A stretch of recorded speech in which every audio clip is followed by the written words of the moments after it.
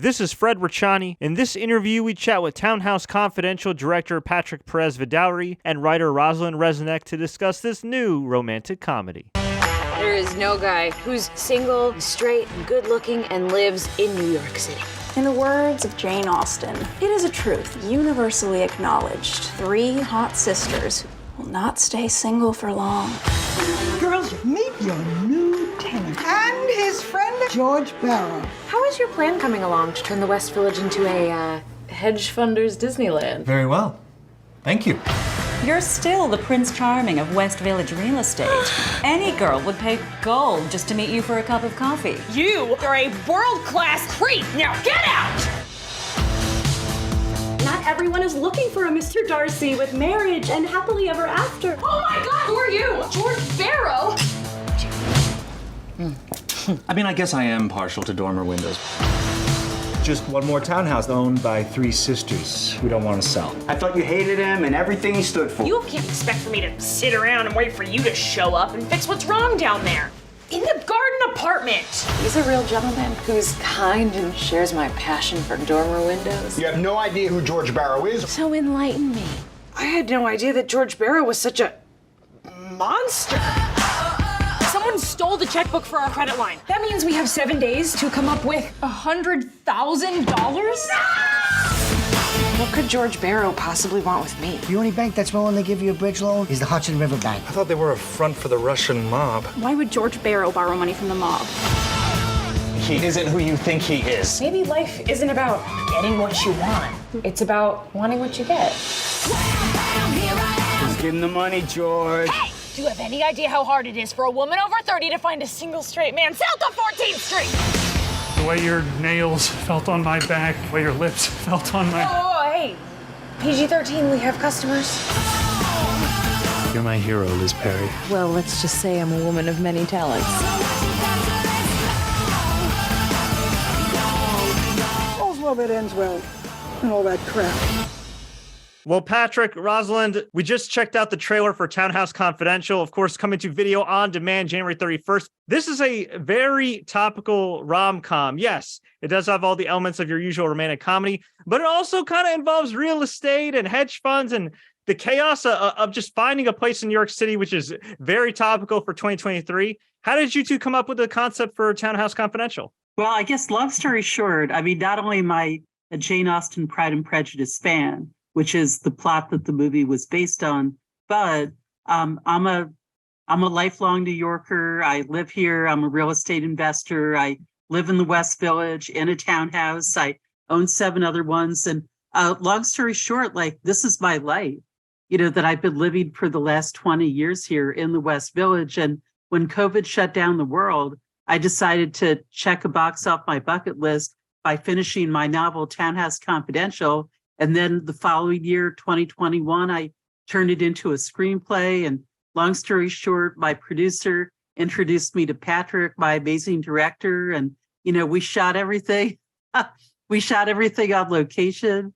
Half the scenes were shot in my house, and also places like iconic West Village places like Joe Coffee, John's Pizza, Magnolia Bakery, the Little Branch. And now here we are today. Rosalind, you wrote an awesome film, but it's not every day we get somebody who also has a background in real estate kind of dive into film and be successful in it.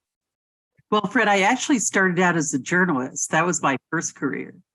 That was the 80s, and then the 90s. I had a tech company right here in New York. And, 20 years ago, I bought one townhouse and, then bought 7 more. So I guess all I'm saying is, like, when you look at New York, right, there's really only 2 industries. There's finance, there's real estate, and they're 2 sides of the same coin. Mm-hmm. So it just seemed to me like, Pride and Prejudice is the classic rom-com about, the economics of love and marriage, but a rom-com set in New York City, it's got to be about, as Patrick says, all's fair in love and real estate, right? So it's kind of like, does Liz Perry, our heroine, fall in love with George Barrow, the handsome Mr. Darcy character, or does she fall in love with his 25-foot wide townhouse on Morton Street? When I got the script from Rosalind, I loved it. I thought it was fresh and moved quickly and had a lot of funny lines, and actually, like, had a great diverse cast that reflects the West Village.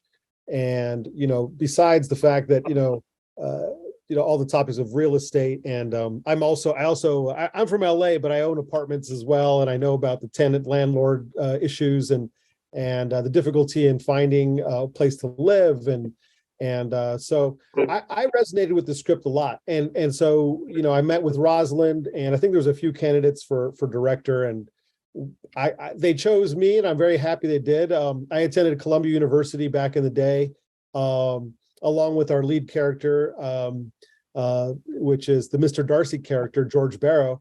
So in the script, he attends Columbia, and it's mentioned more than once, and it's a very New York-based script. So it was my pleasure and honor to come back to New York, where I did my undergrad years, and get to direct a movie in the West Village. And it was just such a blast. And yes, I mean, it was during COVID, and we didn't get anybody, no one got sick. We got through the whole thing unscathed, but it was very challenging. One of the great parts about it is that New York was still semi-shut down, and I guess maybe access was a little easier for certain places, but it was just wonderful. And the West Village opened their arms to us. Joe's Pizza was amazing.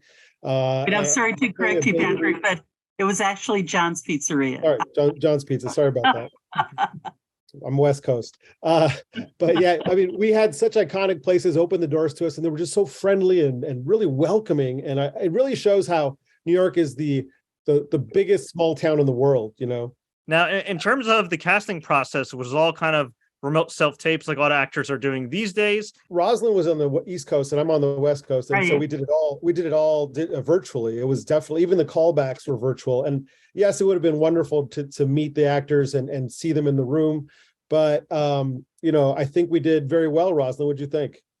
Yeah, I agree. And I'll tell you something, Fred. To me, like, the amazing thing is, Patrick and I, and also Patrick's wife, Christina, she was our casting director. So, so we had our little group, and we were like screening the actors and having them read sides together, that kind of thing. But the amazing thing is that none of the actors, we put together a casting crew of about 50 people. And apart from like the two little mafia guys, like they had worked together before. And by the way, they were freaking awesome, the two Sals. Anyway, but they were the only ones who knew each other. Everybody else was like a complete stranger. So imagine like Lee Tyler, the actor who plays, George Barrow, the Prince Charming of West Village real estate. All of a sudden he's just like, he arrives on set and he's supposed to like have instant chemistry with Samantha Simone, who plays Liz Perry. Like, we didn't know if that was going to happen. I mean, Patrick barely had time to rehearse the actors. We just had to dive right into it. I mean, normally we'd get a chemistry read where we have the actors come in a room and see how they work. We did do that during the callbacks and have them work together on the same Zoom. So we could see that there was something there, and they're both very talented actors. So, but, it's been my experience in previous movies that sometimes what you get on a Zoom or a video isn't what you get in person. And I'm very grateful that to say that we had just as good or better in person than what we got on our virtual auditions. Right. And Patrick, I was also going to add, I mean, Fred, you said that you really liked Tommy Leroy, the handyman. Jonas Baranka, he just like completely blew us away. I mean, the side that we had him read was the cupcake scene. Remember that scene where like he walks into the garden apartment because Liz Perry asked him if he could like fix a couple things down there. And anyway, pretty soon he's tempting her with a cupcake. And it's like, oh my God, Patrick, I don't know if you remember this, but we did like so many takes of that scene. And you and I, because we shot it in my house. And I remember that day, you and I and the script supervisor and like 3 other people, like we were all like hiding in my bathroom. Right. And we're trying to stop our laughter. Exactly. I mean, so the scene so good. Right. So the cut that we finally used was the one where, Jonas starts like jumping up and down. How like, yes. Almost lost it in the bathroom. I mean, I love, that's when you got something, when you're sitting there watching the monitor on the set and you almost ruin the take with laughter. That's the best, and I will say this as well, which for Jonas Baranka playing Tommy Leroy, right? Is that he kept like some of the things he did in the audition. I was like, I love it. He did this thing where he was chewing gum and he puts it behind his ear to finish talking. That was such a cool move in the audition. And I said, please keep that in the scene. You'll see it in the movie. That's something he came up with, just a little thing where he takes his gum, places it behind his ear, then at the end of the scene, pops it back in his mouth and walks away.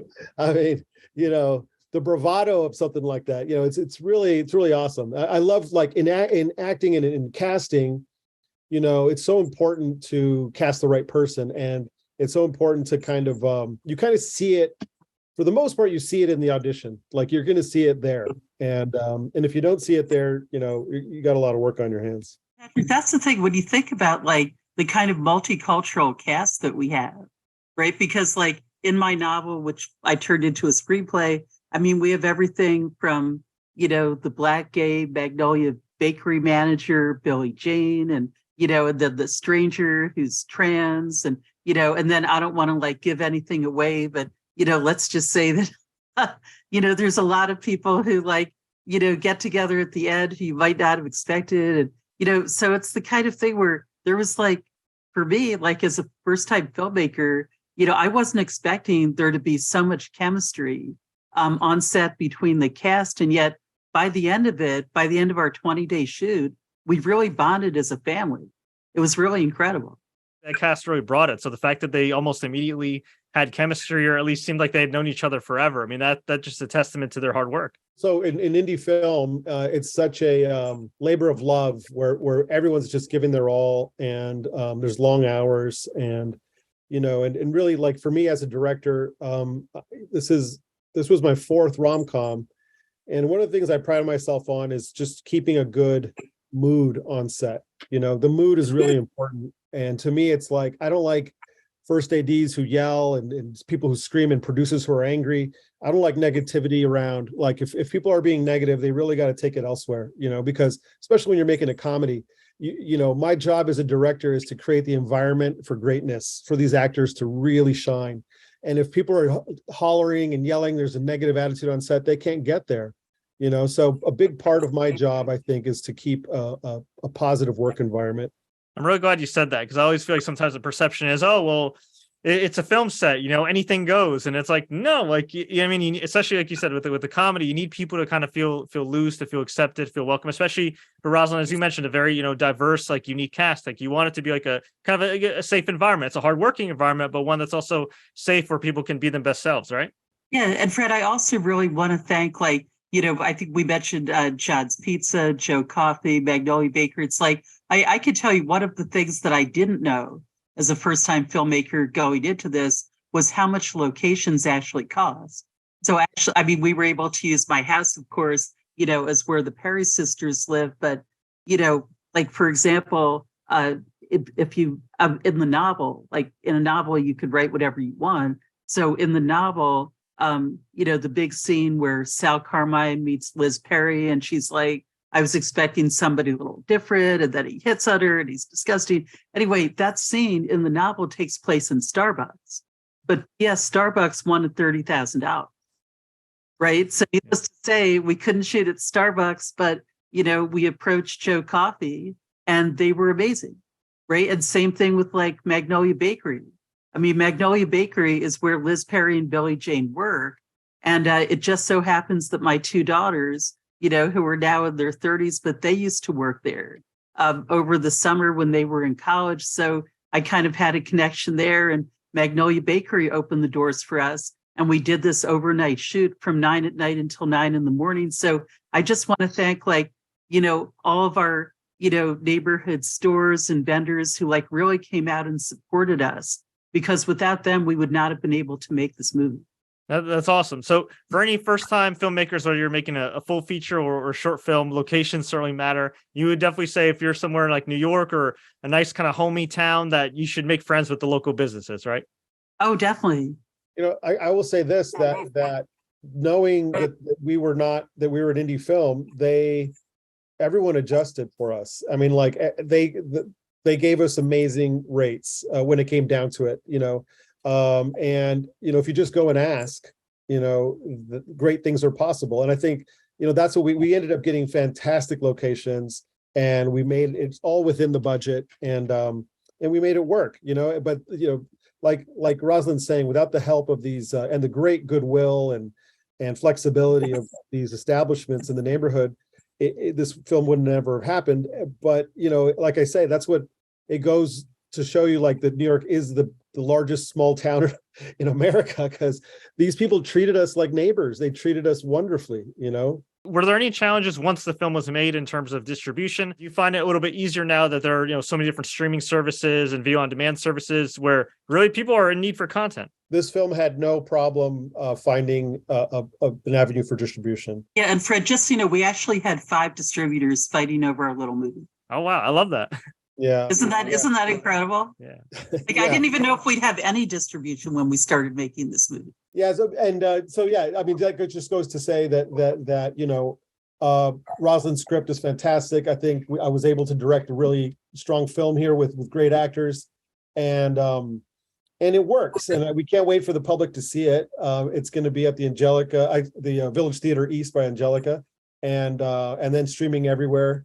And we really would love everyone to check it out. But yeah, it has no problem with streaming. I think as long as you can make a good movie, even if you're an indie filmmaker, there are places to stream and places to distribute. And so, yeah. Awesome. Definitely encouraging for all the young filmmakers listening to this or watching this somewhere. Now, in terms of the filming of Townhouse Confidential, what was the most awkward moment in the filming? Was there anything that was maybe wacky or crazy at the time that makes for a good story now? Patrick, I feel like every day was like that. But I feel like the craziest scene was the rooftop scene. Oh, that's what I was going to say. Yeah. Go ahead and tell me. Can we go all the way back to the beginning? We were supposed to shoot. What was the library called? We were hoping to shoot at the. We were hoping to shoot at the Jefferson Market Library Clock Tower, which is on 6th Avenue and 9th Street. It's this beautiful, like, medieval looking spire that hangs over the West Village, and it's gorgeous. And we were hoping to shoot there, but it just became unfeasible, right, Rosalind? They were great. It was under construction, and it's owned by the city. And I was already in New York, and we already had the cast, and we're going to start filming in a few days, and we don't have the location. And Rosalind's like, "Well, what are we going to do?" And I was like, "Well, what does your roof look like?" She goes, "Well, let's go up there." So we go up to her rooftop, and she constructed a deck up there a few years ago, and it's like it's small, but it's filmable. And I was like, you know what, I think we could make this work. So we kind of adapted the script to fit the location rather than try to find and mimic the Jefferson clock tower, Market Street. Sorry, I messed up the name. Because Fred, this is what I'm saying. Like, we had no sound stages, right? Like, I didn't even know anything about sound stages until like halfway through our shoot. But it's like every single scene was filmed on location, right? Which, when you think about it, is pretty incredible because townhouses are not that wide. So when you're looking at the scenes where there's like, Lee and Sam, Liz and George Barrow on the couch in this intimate moment, what you don't see was that there were about like 10 production people, who were hiding. 20 or 30 people. 20 or 30 people. No, and then for the roof deck scene, Patrick, you and Ish, our photographer, our director of photography, who was amazing, you guys had to block off the streets. We had to get a permit to block off the streets. Then we had to get a crane. We got a crane, like a lift to take us up to film the rooftop scene. Wow. They blocked the street. Well, it was an intermittent blocking of the street, and it was pretty tight up there. And the day was packed. So it was a lot of tough days, Fred. I mean, as far as a director trying to get your page count done, trying to make a film in 20 days, and trying to get about 5 to 6 to 8 pages a day. It's challenging, and running around the streets of New York with a lot of unknowns, noise interference. The clouds are moving. The sun is changing. The police officer is leaving. The sirens, I'm sure, in the background. Yeah, well, Fred, that's another thing I was going to point out, like the Joe Coffey scene, which was supposed to be like this, that's the scene where like Liz Perry, as I said, meets Sal Carmine, and the married mortgage broker who hits on her. Well, Patrick, I remember, like, even though it seems like this little scene that lasts like maybe 3 or 4 minutes, but I remember you guys were shooting there for maybe 3 or 4 hours because it wasn't like we could tell New York City just to shut up for 5 minutes. You know what I'm saying? Like there were people walking by on the sidewalk. There were ambulances. There were cars. Every take is ruined by, affected by something that's unforeseen. But hey, I got a good story. I got a few good stories. Yeah. Anyway, should I tell a quick one, Fred? Go for it. Okay. Well, we were filming at Rosalind's townhouse, and we had just finished an interior scene, and we were moving to the stoop to shoot something at the doorway. And we see a lady running down the street saying, "Stop that man! Stop that man!" And our cinematographer runs out, and like this guy's obviously stole something from this woman, and he grabs a trash can and he hurls it at this thief that's running down the street. It was her phone. He stole her phone. He stole her phone. So the whole crew jumps on this guy, and like we get her phone back. And anyway, we foiled a robbery in the middle of filming Townhouse Confidential. Crime fighters, directors, writers, actors. Wow. Like, multi-talented.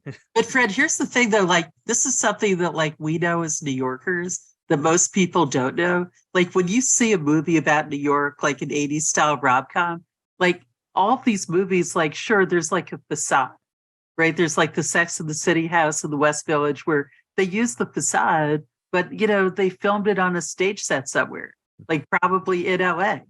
So Townhouse Confidential is one of the few like New York movies that I've ever seen that was actually shot in New York. So this is what I'm saying. It's like, yeah, I think most people who've seen New York movies, they think they know New York, but I mean, but what we're showing people is really like the down and dirty, like streets of New York. And, it doesn't get more real than Townhouse Confidential. So that's why I think I've seen it about 100 times now, at least. And it's like, I still pick up new things every time I watch it. Love that. What's the best piece of advice you two could give for success? I mean, I've done everything from, as I said, like, I was born here in New York, grew up outside Philadelphia, went to college, then moved back after college. And, so my first career was a journalist, so that was the 80s. I ran a tech company in the 90s. It was a email marketing company, took it public, then got into real estate. I guess all I could say is like, even though people look at me as like such a successful entrepreneur, but the truth is that like every single day of my business life, right? Starting from when I quit the Miami Herald 33 years ago and my first daughter was born, like every day seems like there's like a fresh disaster every minute. There's a million things that go wrong, right? So like looking back, it's easy to say, oh, it was one big success story. No, I mean, every single minute, especially like being a New York City landlord, like you can't imagine how many things that go wrong. That's why I had so much material for Townhouse Confidential, but I could tell you my personal motto has always been never give up, never surrender, right? No matter what happens, no matter how bad it is, you just keep on going. So it's kind of like, think about it, just because I've been successful before, that's right. There's no guarantee I'm going to be successful in the future. So you have to keep going. I don't know. What do you think, Patrick? Oh, well, I agree. I was surprised to hear you say that, because I was going to say almost the exact same thing. That, I gave the keynote speech to the South Texas Film Festival. And in it, really my message is that, don't quit. Don't quit on your dreams. Don't quit on your vision.